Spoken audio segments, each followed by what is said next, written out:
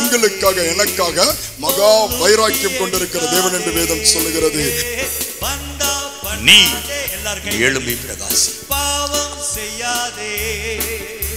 உண்மையாவே பரலோகம் போறீங்க? நான் பார்த்தா ரொம்ப அசிங்கமா இருக்குது.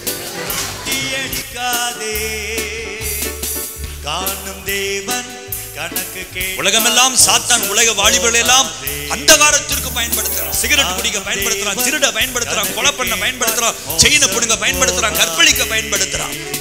ஃபேன்சி பைக்கில் அசுர வேகம் சுத்தினாலுமே, ஊரான் வீட்டு பசங்களோடு ஆடி கழித்தாலுமே, ஃபேன்சி பைக்குள் அசுர வேகம் ஊரை சுற்றினாலுமே, ஊரான் வீட்டு பசங்களோடு ஆடி கழித்தாலுமே, அந்த சுகமும் ஓடி போகும்.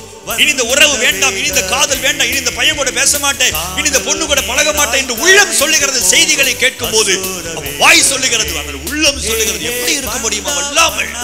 எப்படி இருக்க முடியும் அவள் இல்லாமல்? பாவம் செய்யாதே, சும்மா சுத்தாதே, லூட்டி அடிக்காதே. உங்கள் வாழ்க்கையில நீங்கள் நினைக்கலாம், எனக்காக யார் பரிந்து பேசுவார், எனக்காக யார் யுத்தம் பண்ணுவார், என் சூழ்நிலை யாரிடம் போய் சொல்லுவது?